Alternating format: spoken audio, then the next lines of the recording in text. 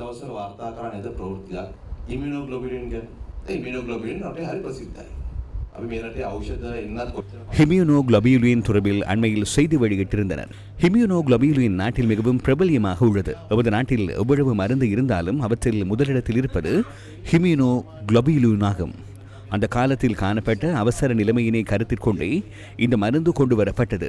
நமது நாட்டில் மருந்து பொருட்களை கொண்டு வருவதற்கு ஒரு நடைமுறை உள்ளது. அவசர நிலைமையின் போது மருந்து பொருட்களை கொண்டு வருவதற்கு முறைமை உள்ளது. எனினும் அந்த இரண்டு முறைமைகளையும் பின்பற்றாமல் அழுத்தத்துக்கு மத்தியில் கொடுக்கல் வாங்கல் முன்னெடுக்கப்பட்டுள்ளது. அது தொடர்பில் தற்போது வழக்கு விசாரணைகள் இடம்பெறுகின்றன. யாரோ ஒருவர் ஹிமியூனோகுளோபியூலினை கொண்டு வந்து மோசடி செய்கிறார்கள் என்பதற்காக நாம் ஹிமியூனோகுளோபியூலினை கொண்டு வர தேவையில்லை என்று அர்த்தமா? அப்படி ஒன்றுமில்லை. இதன் பின்னரும் நாம் இம்யூனோகுளோபியூலினை கொண்டு வந்தோம். அமைச்சர் சிறைக்கு செல்ல காரணமாக அமைந்த ஹிமியூனோகுளோபியூலினை மீண்டும் கொண்டு வந்துள்ளதாக கூறுவதாக இருந்தால் அதன் அர்த்தம் என்ன? அந்த திருடன் ஒரு தொகை இம்யூனோகுளோபியூலினை கொண்டு வந்திருந்தான். இவர்கள் மீண்டும் கொண்டு வந்துள்ளார்கள் ஏன் என செய்தி ஒளிபரப்புகிறார்கள். அதன் நோக்கம் என்ன? யாரை தாக்குவதற்கு, யாரை அசௌகரியப்படுத்துவதற்கு? உங்களுக்கு தேவை என்றால் சாதிஸ் மந்திரவாதி அம்பலாங்குடியில் இருந்து கொழும்பிற்கு அந்த பெட்டியை கொண்டு வந்ததையும் செய்தியாக அறிக்கையிடலாம். அதிகளவிலானவர்கள் இது தொடர்பில் கேள்விப்பட்டிருப்பீர்கள். அவ்வாறு செய்தி அறிக்கையிட முடியாது. அந்தந்த சந்தர்ப்பங்களில் காணப்படும் செய்தியை ஒன்று சேர்த்து அறிக்கையிடுவது செய்தி அறிக்கை அல்ல. அதனை அனர்த்த நிலைமையின் போதும் செய்தார்கள்.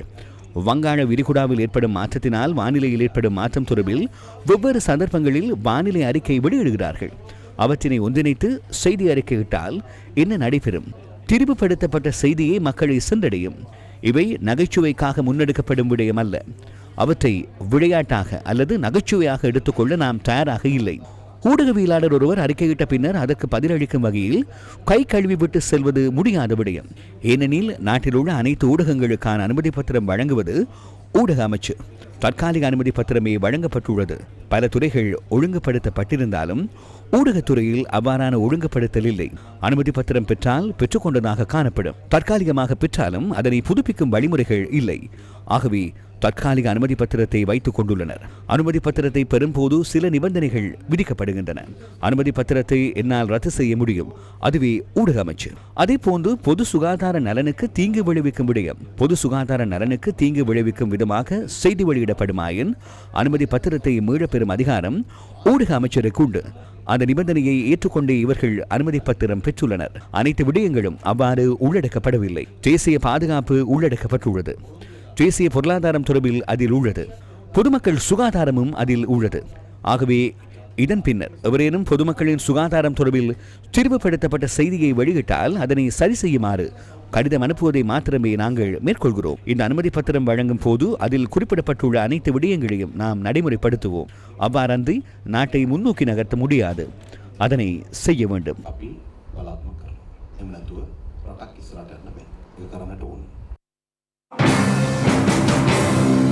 இன்று நடைபெற்ற ஊடகவியலாளர் சந்திப்பில் முன்னாள் அமைச்சர் டிலான் பெரேரா தெரிவித்த கருத்து அடுத்து. இந்த தடையை இந்த நாட்டில் உள்ள அனைத்து ஊடக நிறுவனங்களின் கருத்துக்களையும் வெளிப்படுத்துவது மாத்திரமல்ல, இந்த ஊடக தடைக்கு பின்னால் கண்ணுக்கு தெரியாத சக்திகள் இருக்கின்றன என்று எனக்கு தெரியவில்லை. ஆனால் இந்த நிகழ்ச்சிகளில் ஊடக நிறுவனங்களுக்கு எதிரான அடக்குமுறைக்கு எதிராக பாரிய குண்டை வெடிக்க வைக்கவே போகின்றார்கள். இன்று அவர்கள் ஒரு ரப்பர் பந்தை பூமிக்கு அடியில் வைத்திருப்பது போன்று வைத்திருக்கிறார்கள். அது வெளியில் வரலாம். சிரச திப்பானமாவுக்கு குண்டு தாக்குதல் மேற்கொண்ட நேரத்தில் நானே அரசாங்க தரப்பிலிருந்து அங்கு சென்ற ஒரே ஒரு பாராளுமன்ற உறுப்பினர், வேறு எந்த அரச தரப்பு பாராளுமன்ற உறுப்பினர்களும் அங்கு வரவில்லை. நான் சிரசுவுக்காக குரல் கொடுத்த ஒருவன். எனவே இந்த நேரத்தில் வேறு எவரையும் விட இதில் முன்னிற்கும் உரிமை எனக்கே இருக்கிறது.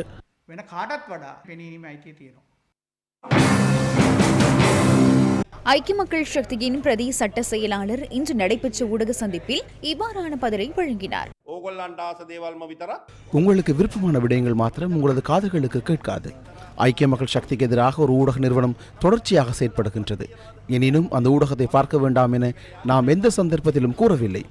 குறித்த ஊடக நிறுவனத்திற்கு எதிராக செயற்படும் குழு என நாம் நினைத்தால் சமூக வலைத்தளங்களில் பிரத்யேகமாக குழு ஒன்றை உருவாக்க முடியும். நாம் அவ்வாறு செய்யவில்லை. அந்த ஊடக நிறுவன தலைவரின் தம்பிக்கு மன்னிப்பளிப்பதற்காகவே அரசாங்கத்தை தோற்றுவிக்க நாம் முயற்சித்ததாக சில அமைச்சர்களும் பாராளுமன்ற உறுப்பினர்களும் கூறியிருக்கின்றனர். அவ்வாறான விடயங்களுக்காக நாம் அரசாங்கத்தை தோற்றுவிக்கவில்லை. இவருக்கும் மன்னிப்பு வழங்குவதற்காக ஜனாதிபதி பதவியை நாம் பெறப்போவதில்லை.